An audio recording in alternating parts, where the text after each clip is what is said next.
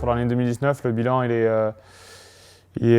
assez mitigé dans le sens où c'est une année où j'ai connu quand même pas mal de difficultés sur les plus gros objectifs que je m'étais fixés, notamment le Tour de France. C'est quelque chose qui a été difficile pour moi, difficile à vivre aussi sur le plan émotionnel, parce que j'attendais beaucoup plus de ce Tour de France, pas forcément une victoire d'étape, ça reste la cerise sur le gâteau, mais du moins de pouvoir être acteur. Et c'est la première fois sur les 4 grands tours auxquels j'ai participé que vraiment j'ai subi la course, que ça a été très dur pour moi. J'ai un peu relevé la tête en deuxième semaine, mais c'est quelque chose que j'ai vécu difficilement.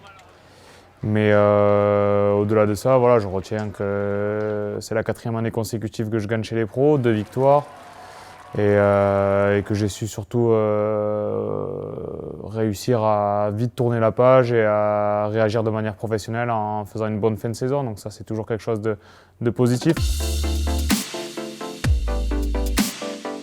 Je ne cherche pas à me donner un genre ou quoi que ce soit. C'est vrai que j'ai pas ma langue dans ma poche. C'est vrai que plus que ma langue dans ma poche, c'est vrai que je réagis souvent à chaud, beaucoup trop à chaud. Et ça, voilà, en vieillissant, c'est des côtés de mon comportement qui resteront, on peut pas changer. Mais par contre, voilà, c'est sûr que c'est quelque chose sur lequel je fais un travail sur moi et qui sont très, très importantes pour la suite, parce que souvent, ça me porte préjudice. En plus, c'est des choses qui peuvent parfois aussi, comme je dis, qui sont à chaud, donc c'est pas forcément le fond de ma pensée. Mais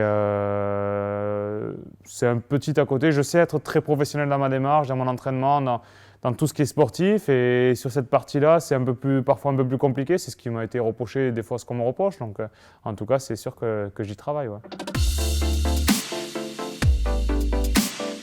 J'ai un début de saison qui va ressembler sensiblement à ce que je fais tous les ans, c'est-à-dire un début de saison 100% français avec la Marseillaise où j'ai fait 2 fois un podium, le Bessèges où j'ai déjà gagné le général, le Tour du Haut-Var où je me suis déjà illustré, les boucles de Romardèche où j'ai gagné les 2 courses. Donc voilà, c'est des courses, entre guillemets, je ne prends pas de risques parce que c'est des courses que j'ai déjà gagnées et que j'ai déjà performé, mais c'est des courses aussi qui me plaisent énormément, donc pourquoi ne pas y aller? Et la nouveauté, voilà, ça va être de m'aligner sur un front 100% italien au mois de mars avec un enchaînement de Tirreno-Adriatico, Milan-San Remo, Coppi-Bartali. Derrière, un petit peu de repos, le Tour de Turquie qui est une course d'une semaine par étape, qui est plus en World Tour mais qui est juste en dessous, donc il y aura un bon niveau pour vraiment me préparer le mieux possible Liège-Bastogne-Liège et finir ce premier volet de la saison et puis partir après sur une préparation vraiment plus spécifique, un peu plus allégée pour le Tour de France pour arriver avec plus de fraîcheur. Ça sera la trame principale de la saison. Oui et non, parce que le calendrier qui est proposé est très cohérent. Il fallait aussi faire un calendrier pour amener les coureurs le plus en forme possible au Tour de France. Et le Giro, dans notre cas, c'était un peu compliqué. Même dans mon cas, c'est un peu compliqué de doubler le Giro Tour. Donc normalement, cette saison, si tout se passe bien, je vais faire pour la première fois 2 grands tours, avec normalement le Tour et la Vuelta. Donc ça sera un premier aperçu de comment mon corps peut réagir à 2 grands tours. Et j'espère qu'un jour, je pourrai dire et surtout mettre mon nom au palmarès d'une étape sur le Giro pour avoir gagné sur les 3 grands tours. Mais d'ici là, il y a d'autres courses à gagner, mais c'est sûr que j'attends avec impatience ma première participation au Giro. Le gros objectif, c'est être à 100% au départ du Tour de France. Ça, c'est mon plus gros objectif, plus que me fixer un objectif précis de résultat sur le Tour de France. On va dire que mon plus gros objectif, c'est que j'ai vraiment soif de victoire, même si pour mon profil, je reste quand même un gros gagneur avec 12 victoires en 4 ans. Mais j'ai vraiment envie de gagner plus de 2 victoires, j'ai vraiment envie de gagner des courses. Et mon plus gros objectif, ça sera de lever les bras le plus possible. Alors en 2017, je l'avais fait ça à 7 reprises, c'est compliqué. Mais ouais, si à la fin de saison, je me dis qu'il y a eu un Tour de France correct, mais sans victoire, mais par contre qu'à côté, j'ai 4 ou 5 gagnes, ça sera une super saison pour moi. Et c'est vraiment dans ce sens-là que j'ai envie de travailler. Ouais.